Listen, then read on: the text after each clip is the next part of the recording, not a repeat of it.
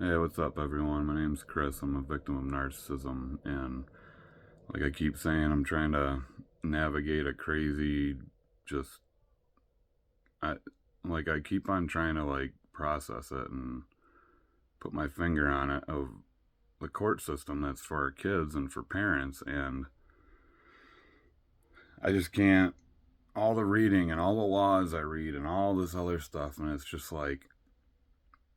it's like smoke screen after smoke screen and loophole after loophole of basically how good parents can lose out on raising their kids. And it's like, it shouldn't be like that. It shouldn't be like that at all. It takes two people to make a child, and it shouldn't be putting one against the other. It shouldn't be one has more than the other. It shouldn't be one has the only say. And if the parents can't, you know, come to compromise, which happens 99% of the time, there is parents out there that are outside the court system that co-parent, and I look up to them. I really do. And I try to be like them, except for it's impossible. With both the people I had kids with, you can't co-parent with narcissism. You can't, because you're always wrong. They always know what's best,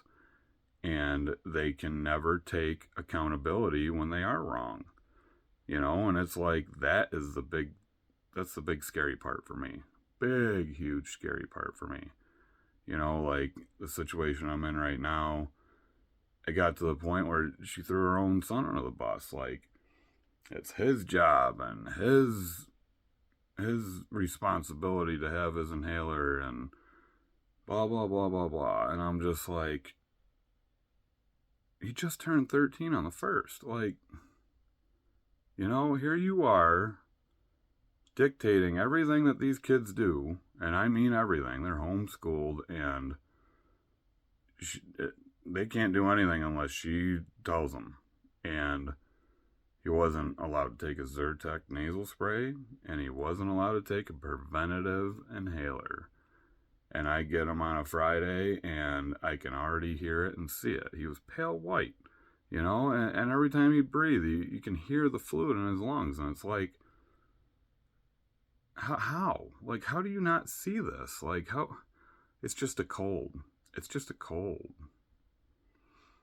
Diagnosed with, yes, acute asthma on the 23rd, given 2 prescriptions, one a nasal Zyrtec allergy spray and another one a preventative inhaler. And they were picked up from the pharmacy because I got verification from another pharmacy that's connected with them. And it's my son's responsibility.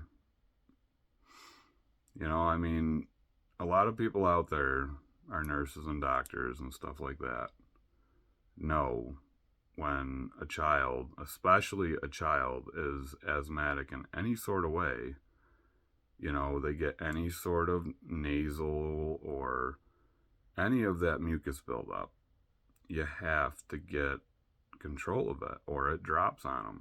And I know this from experience. Like, I was a stay-at-home dad for almost 6 years.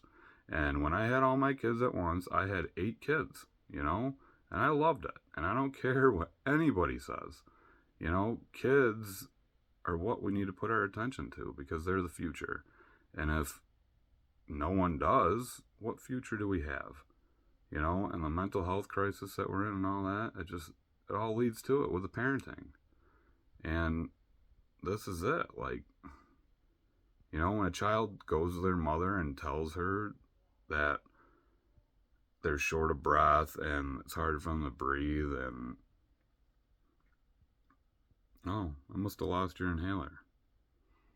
But then I get a text message that it's his responsibility, and I talked to him about it to see if maybe he did have it and lose it, and he's like, no. He's like, I never had it. I was never allowed to have it. And he didn't even know he had the nasal spray he's supposed to take. And he found this out from me taking him to urgent care, and he was very upset. He was very upset. He couldn't believe that his mom would sit there and go against and say that he doesn't have asthma and not give him medicine that he needed in And now that he feels great here, he can breathe and he knows that someone's going to take care of him. I mean, I wish people could come live with me and look at the difference and see how happy my kids are. Like, how many people out there can wake their kids up directly out of bed and get a smile? I really want to know. Like, how many of you can wake your child up? And my kids are 9 and 13, okay? They're not like everyone else says, oh, they're always grumpy and blah, blah, blah, blah. No, cop out. No. I wake my kids up and they have a big old smile on their face. You know? That's real. And that's when you know you are doing what you should be. You know? You love and appreciate your kids and you don't treat them like an object or this is what you're going to be. You don't dictate your kids and their life. Like, if you want them to be something, yeah, you can try to, like, you know, plant the seed. Hey, this is a good opportunity. I think you'd be good at this. But in the end, you know, they're their own person. And the only way they're going to learn the right way is with us parents. So we got to do something.